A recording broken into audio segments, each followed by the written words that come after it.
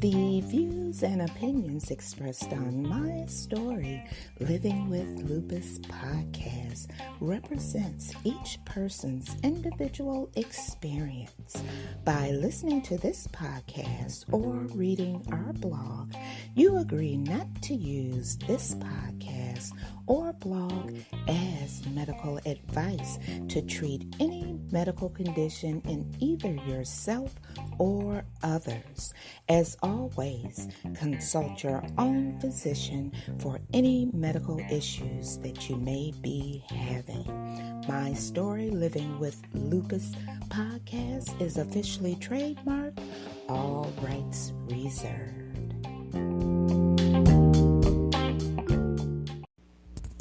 Thank you for joining me for another episode of My Story Living with Lupus. I'm your host, Susan Hendricks, and I'm so glad that you could join me on this Wednesday. Hey, you guys, I received a notice regarding a live broadcast from the World Health Organization updating the entire world on what's going on with COVID-19, better known as the coronavirus. Here at My Story, Living with Lupus, it is our responsibility and duty to give you factual information from the leading authorities. There is a lot of misleading information that is being presented on social media at this time. We urge you to take the necessary precautions like you've always been doing. Stay tuned and up to date with the CDC and the World Health Organization. And at the mid-end, there is a remark about this country's leader stating a discriminatory statement about the COVID-19 virus. Do you believe that the United States leader is handling this epidemic or pandemic in an expedient measure? That's the best way I can put it. But stay tuned, listen, and become informed. And also, tune in this Friday for the hypertrophic lupus erythematosus series. Everyone, be careful.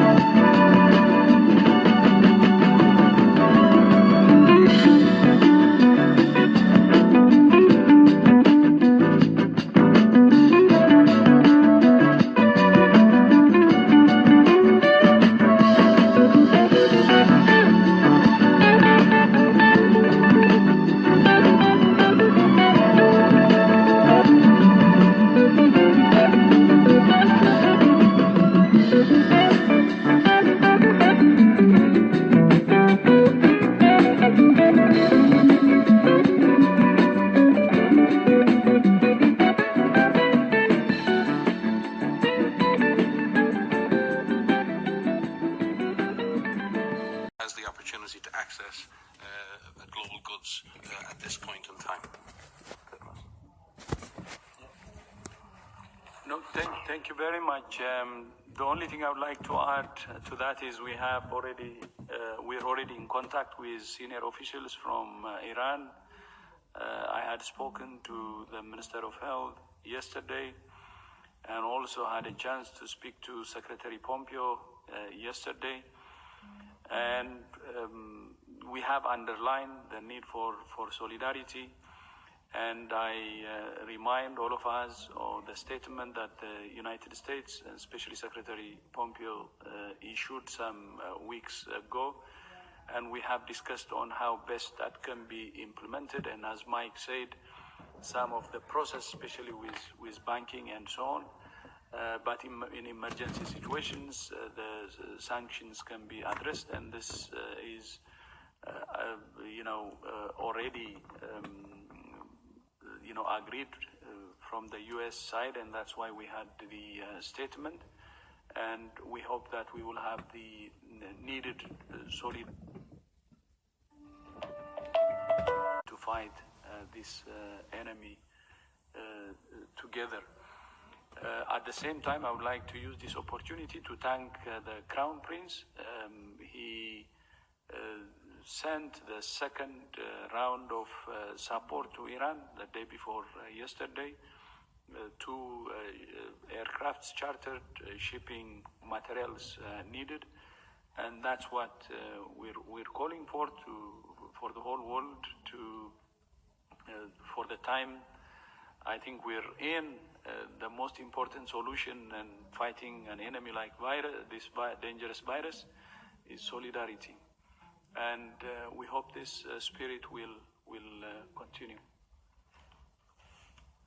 Thank you very much, and really sorry, Musa. We'll try to take your second question next time. And just to say that we all miss our Geneva press corps.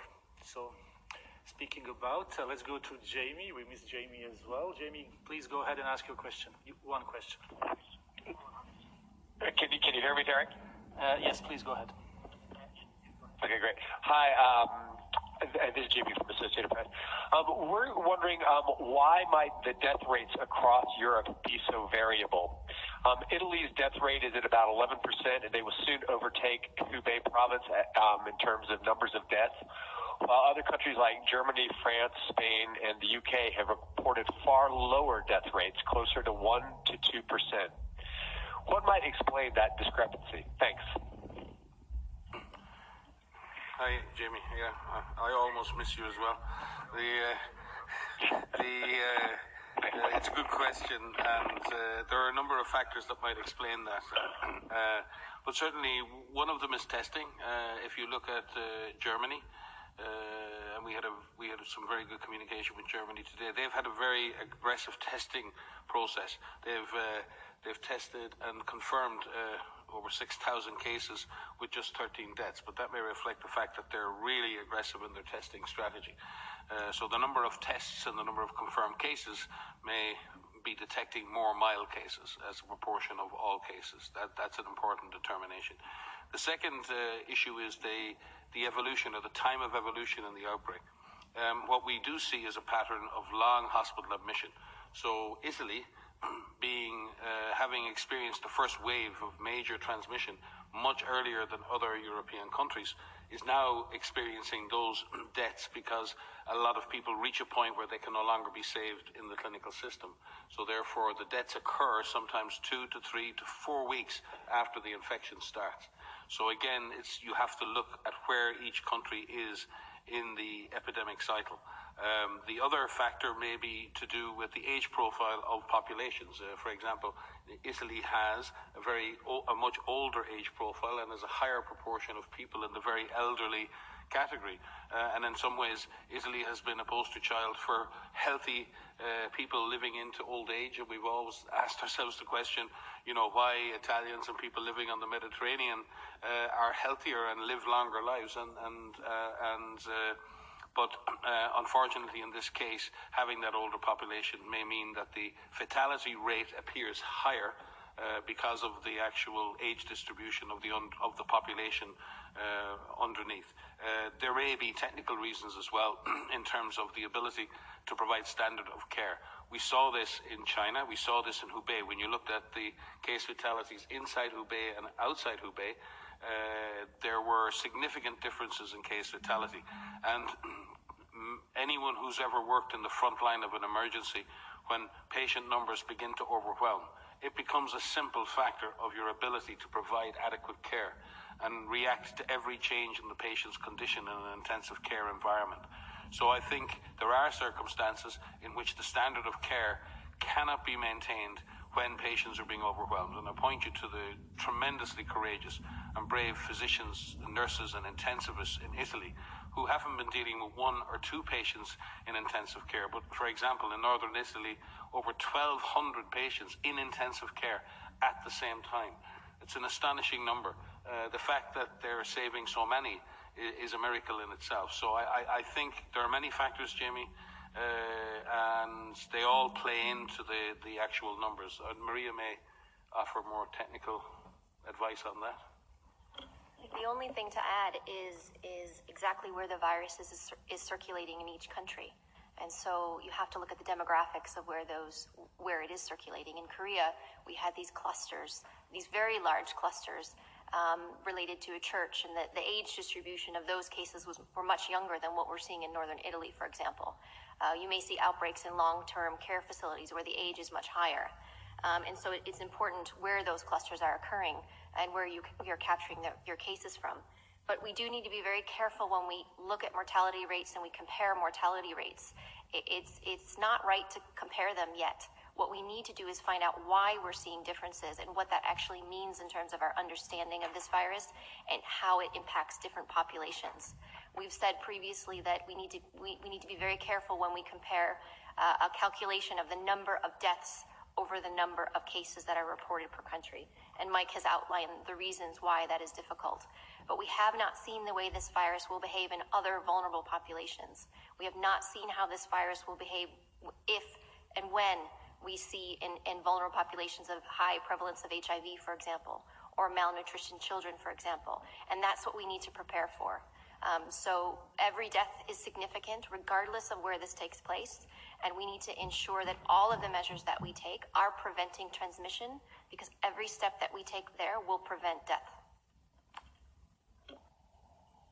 Supplement here on the issue of severity. If you look at the case series that have been produced and published from Korea, almost 20% of their deaths have occurred in people under 60.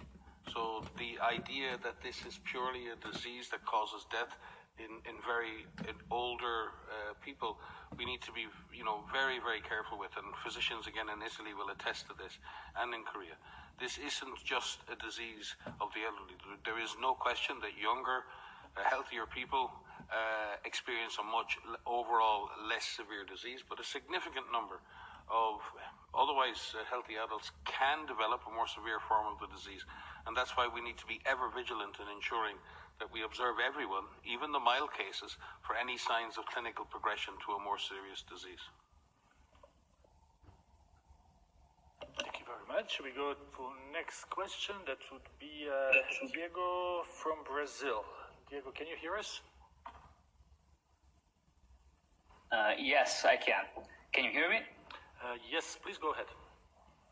Yes, there's a lot of speculation about cases regarding children. So if you could please clarify what is the data right now about the symptoms on children and how fast the virus can spread on children. Thank you, Diego. So I can start with that. So yes, we know that children are susceptible to infection. We know that children are infected with this virus, but in terms of the reporting of cases across a large number of countries now where we have data, the number of reported cases in children is lower than adults.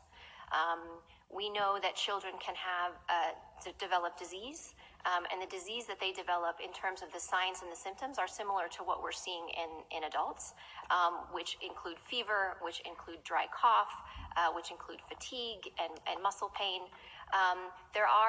Overall, the majority of children that are infected will experience mild disease, but that is not universal. There's a recent study that came out in China that showed that a number of children have developed severe disease and critical disease, and in China, one child has died. And so what we need to prepare for is the possibility that children can also experience severe disease. But the evidence so far is that children have mild disease. And only one death reported in China so far.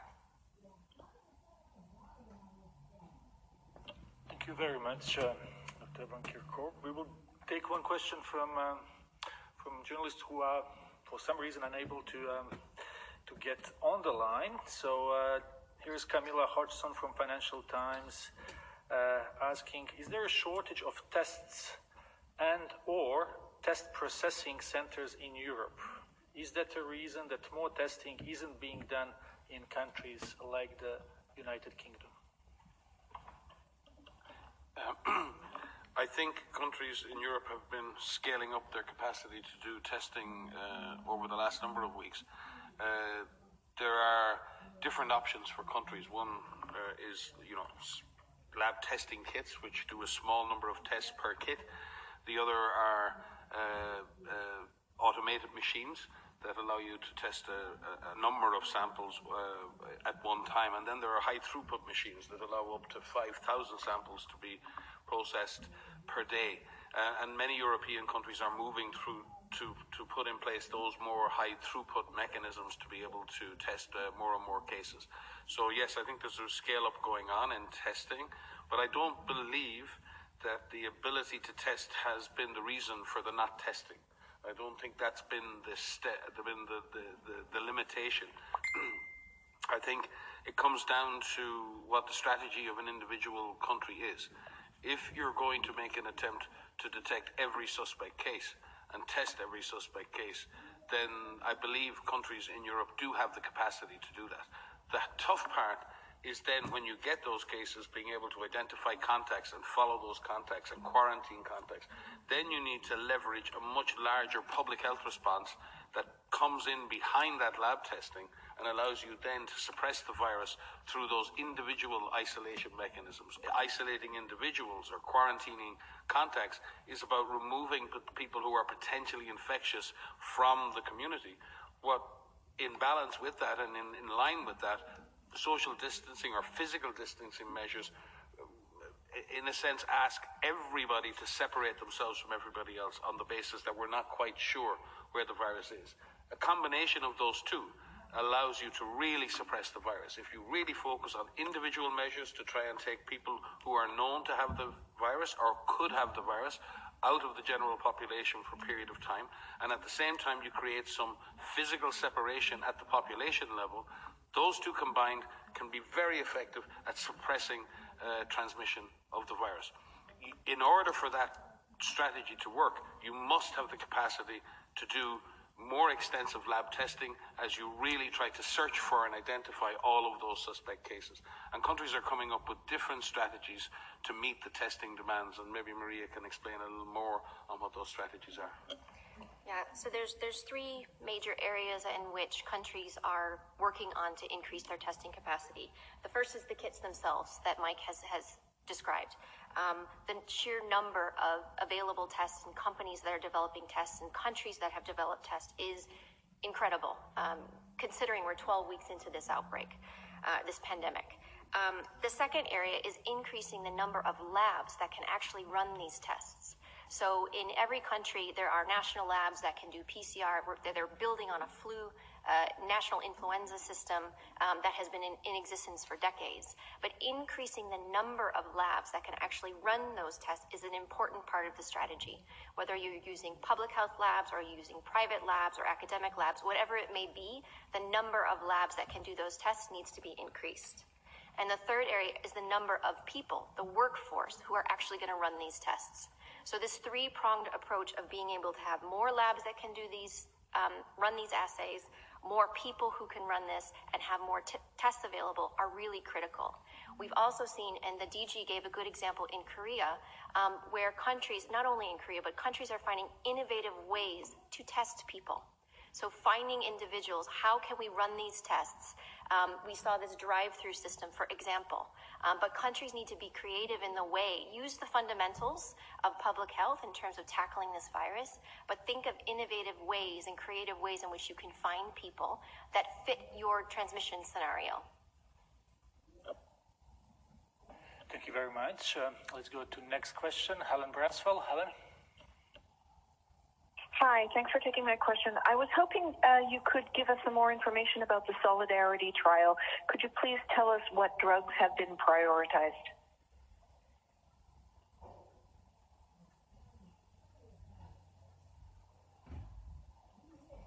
Hi, Helen. Anna Maria Restrepo will join us to give you the specifics on the trial.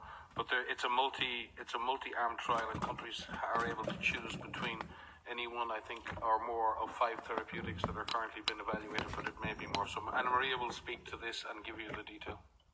Good afternoon, Helen. It's an adaptive design. Initially, we have 5 arms. The first arm is the standard of care, the usual care that is provided to the patients in the country. The second arm is remdesivir. The third arm is lopinavir/ritonavir.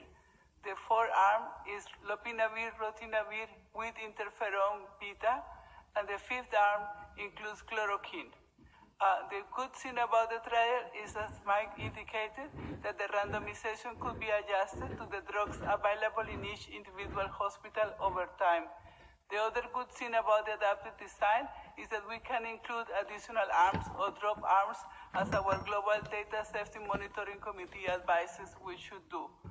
Finally, Dr. Tedros mentioned that this is a very simple trial, and we think that it's very important that other research goes on that will contribute to our understanding of this disease, but this trial focuses on the key priority questions for public health. Does any of these drugs reduce the mortality? Does any of these drugs reduce the time a patient is in hospital? And whether or not the patients receiving any of the drugs needed ventilation or intensive care unit.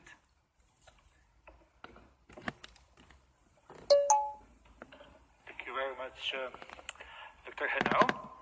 If needed, we will provide the exact title of Dr. Henao.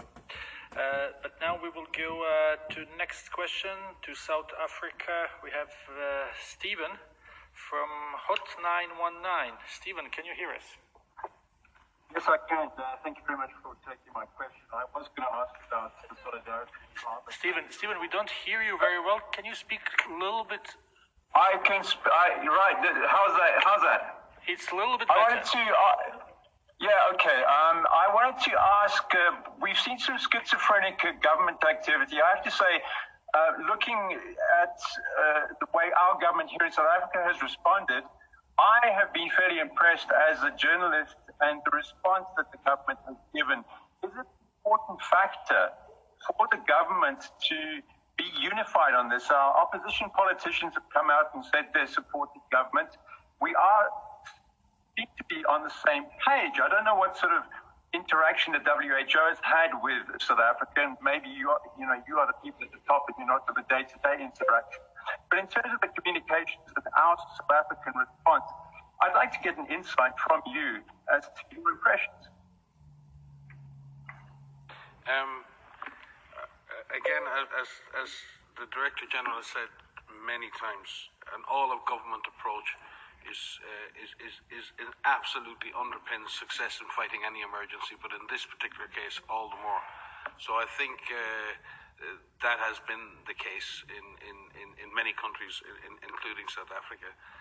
Another point to make here is that African countries have been dealing with emergencies, climate disasters, natural disasters, epidemics for a very long time. South Africa's had to deal with a terrible HIV epidemic over many, many decades.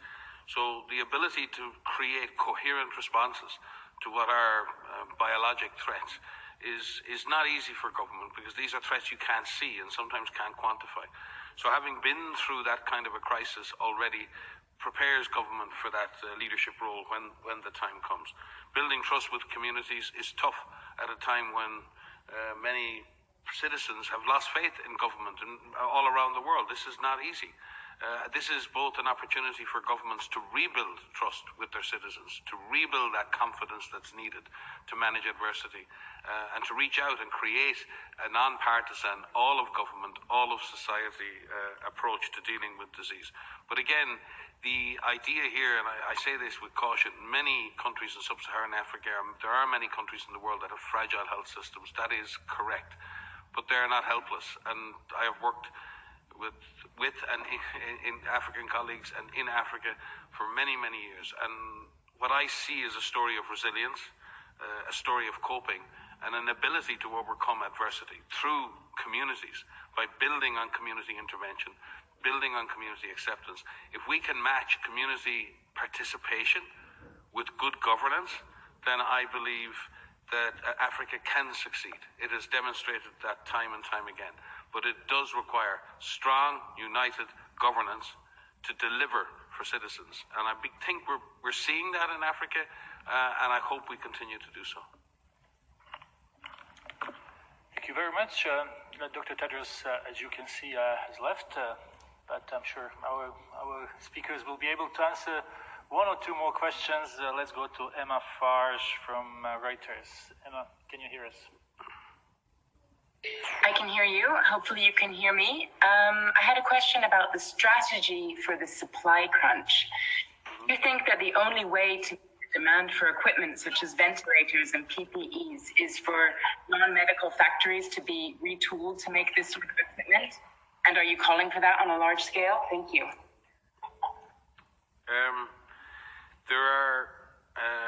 You are correct. There is a real pressure in the market for personal protective equipment, for essential medical supplies, for providing care for people. Most countries are still in reasonable shape, but there are great disruption and there's great distortion in the market, and many would characterize that as a market failure. We're working very, very closely with governments, and in particular with our colleagues in the United Nations system, with the World Food Programme, who are working extremely closely with us. In fact, we have World Food Programme staff here with us, no better logistics organization in the whole world in terms of supply chain management. We're working with UNICEF, we're working with other agencies in order to maximize our ability to access those materials on the global market. We also have some fantastic support from governments in trying to prioritize supplies for us so we can provide them to all countries the most basic needs, China being the lead in driving that approach of prioritizing our supply chains in order to do that. There is a scramble on the market, and we do need order and discipline in that, and I do believe that institutions like the European Union and others are trying very hard to bring that order and coherence to the process of procurement and ordering and prioritization. It's like any rush, and we've seen this in the supermarkets and the shops. If everybody rushes to buy everything they think they need for the foreseeable future, then many people lose out. That is the same if it's toilet roll or if it's personal protective equipment. But we can afford maybe to run out of toilet roll, but health workers can't afford to run out of PPE, and it is a huge responsibility for governments around the world to ensure that not only their health workers, but all health workers have a fair opportunity to access PPE. That is a responsibility of industry, that is a responsibility of governments, that is a responsibility of the UN system. We're trying to do our bit, working very hard across the UN to make that an easy process for governments. Governments who wish to prioritize giving help to others can use WHO, use the UN platforms to do that. I know they're very busy and may not be able to do that themselves, but we would welcome any contributions, donations to an international system to supply PPE to those most in need, and in addition, other essential supplies like oxygen concentrators and the rest. In terms of, we've seen some positive moves. For example, some countries in Asia are really looking at self-production of PPE. And we do, again, look, and again, there are some companies around the world, part of our pandemic supply chain network, who are actively working to license their production capacities to local producers for masks, for PPE, in order to be able to produce that at local level. That's a fantastic development, to transfer technology, license that, so that local manufacturers can come into the game. Ventilators and other sophisticated equipment is another scale of production and another scale of safety and ISO standards that are needed to meet that. We have to be very, very careful in scaling up production of sophisticated technology like that. But countries like China and others have immense capacities for ramping up production, and we're working with them to see how that can be achieved, and with other large-scale producers of such equipment. Yeah, if I could supplement that. So in addition to everything that Mike said, it's important that every individual knows what their role is into ensuring that the supply that is needed is being used in the most appropriate way. So what countries are doing in terms of what is their strategy for dealing with mild patients? What is their strategy for dealing with severe patients? Individuals need to know what their role is in terms of how they can prevent overburdening a health system. For example, if you're feeling unwell, you generally stay home. You don't rush to a healthcare facility. You contact either the hotline number that is available in your country, or you call your healthcare provider and you say, these are my symptoms, do I need to come in? And in most cases, you will not need to go in. You will not need. But if you do have the symptoms that we worry about for COVID-19, which include fever, which include dry cough, which include shortness of breath, then you will need to seek care. And so it's important that that process is in place in countries so people that they know where they can go and when they should go seek health care. It's about the rational use of masks. We have provided guidance about using a medical mask in the community. And if you're not sick, you shouldn't be wearing a medical mask. But if you are, then you should. Those decisions that are being made on an individual level impact the global supply for all of these materials. So please know that each individual has a role to play in this global supply issue. Thank you very much. Next question will go to, and we will have two more questions, and then we will let you go. Next question will be Kai Kupferschmidt, but before that, I just need to say what's Anna Maria title, because it has been asked. So Anna Maria Henao, and I will spell the name A-N-A, Maria as M-A-R-I-A, Henao as H-E-N-A-O, and Anna Maria is Unit Head for Research and Development Blueprint at Health Emergencies Program here at WHO. Kai Kupferschmidt. Harry, thanks for taking my question. So maybe if I can, just a really quick clarification from Anna Maria. So the fifth arm of the Solidarity trial is just chloroquine or chloroquine plus something else? And then the question I wanted to ask, you keep talking about testing, of course, and there's been a lot of discussion, but there also seems to be a problem with the supply of reagents for some of the testing kits. And I'm curious whether WHO is working on addressing that in some way, or whether you have some thoughts on that. Okay, you are a very good friend of WHO, but I have to enforce the policy of one question. So it was a question and a clarification. Okay, so Anna Maria, please. It's chloroquine alone. So we are going to test in some countries chloroquine and in some countries hydroxychloroquine, and we are looking into the equivalence between the two doses. And we have an independent expert panel who help us with the prioritization process, and this is how we arrive to this selection. Over. On the lab side, we might actually, Anna Maria, bring Mark to the table there. Mark Perkins leads our lab portfolio under Maria's coordination, and there are lots of questions being asked about lab supplies and all of that. And again, as Maria said, there are different manufacturers producing tests on different platforms, so there could be a shortage in one area and not in another. So it's very hard to do a global evaluation. We've seen, for example, on some of the high throughput systems in the last few weeks, they haven't run out of the testing reagents. They've actually run out of equipment and supplies to support the high throughput system. So it's very easy to extrapolate a single problem in a single testing system to the whole system. But I will let Mark speak for himself. Our thanks to Mark and the team, because they've worked really hard over the last number of weeks. And within days of this virus being sequenced, we were working with scientists and collaborating centers and with manufacturers to produce highly qualified, validated tests that have actually been distributed to 120 countries. They're operating at a very high level of quality and quality assurance, and we're very, very pleased at the way in which they have performed throughout the world over the last number of weeks. And we thank Mark, but we also thank all of those in the laboratory networks who've been working on this, all of the scientists, all of the manufacturers, all of the collaborating centers, and those who've worked to validate these tests in the fields. It's been a huge success and something that we are proud of. And we continue then to work with others to make sure that they're able to scale up at the same level. So Mark, maybe a word or two on some of the issues around reagents, supplies, assays, concerns around this. Yes, there have been shortages of some of the materials, some of the ancillary materials, as Mike mentioned, used in PCR reactions, which are the most common way to diagnose coronavirus. These are sometimes important chemistries that you can't find any place else other than a diagnostic manufacturer. Some of the diagnostic manufacturing, a lot of it has been done in China, and with the outbreak in China, it decimated the workforce, at least made them unable to work and make some of those reagents and made it difficult to procure. The vast number of diagnostic companies are scaling up their own capacity to generate those reagents, and I think we'll get over that hump. There are more than 200 companies now working, already declared, sometimes already finished, working on diagnostics for coronavirus. And so we have a plethora of choices, and sorting out which ones work and which ones meet whose needs is really the next step for the future. Thank you. Thank you very much. That was Mark Perkins, and I was trying to find the exact title. Maybe can you just say the exact title for those who would like to use?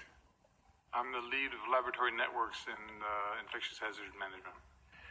Thank you very much, Mark. And we will go to last question, and we'll go to South China Morning Post.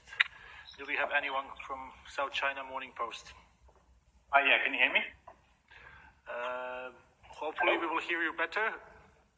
Try again. Hello? Yes. Hello? Yeah, great. Thanks so much for taking my question. Dr. Tedros mentioned the importance of international unity on this, and I just wondered whether anyone there at WHO had comments about the US President Donald Trump's continued usage of the Chinese virus as recently as this morning to refer to COVID, given that there continue to be reports of racism and xenophobic attacks against ethnic Chinese people around the world. So I was wondering whether you had anything about that kind of language may hamper or distract from the international community's ability to respond to that. Thank you very much. Yeah, I think we've been very clear right since the beginning of this event that viruses know no borders, and they don't care your ethnicity, the color of your skin, or how much money you have in the bank. So it's really important that we be careful in the language we use, lest it lead to profiling of individuals associated with the virus. This is just something we need to all avoid. It's easy, in situations to summarize or to make comments that are not intended to do that, but ultimately end up having that outcome. And I'm sure anyone would regret profiling a virus along an ethnic line. That's not something anybody would want. We need solidarity. We need to work together. There are many different origins. I've said it before in these press conferences. The pandemic of influenza in 2009 originated in North America. We didn't call it the North American flu. So it's very important that we have the same approach when it comes to other viruses to avoid that. And we ask for that to be the intent that everybody has. This is a time for solidarity. This is a time for facts. This is a time to move forward together to fight this virus together. There is no blame in this. All that we need now is to find the things we need to do to move forward quickly, with speed, with certainty, and to avoid any indication of ethnic or other associations of this virus.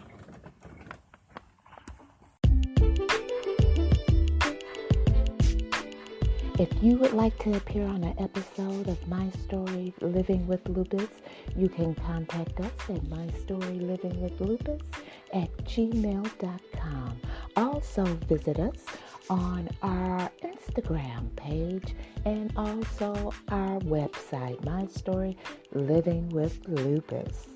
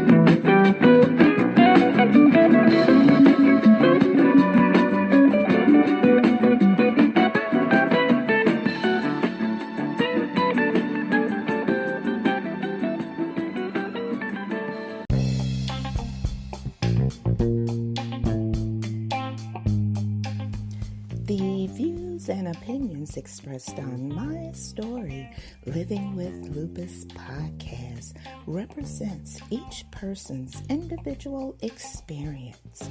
By listening to this podcast or reading our blog, you agree not to use this podcast or blog as medical advice to treat any medical condition in either yourself or others. As always, consult your own physician for any medical issues that you may be having. My Story Living with Lupus Podcast is officially trademarked, all rights reserved.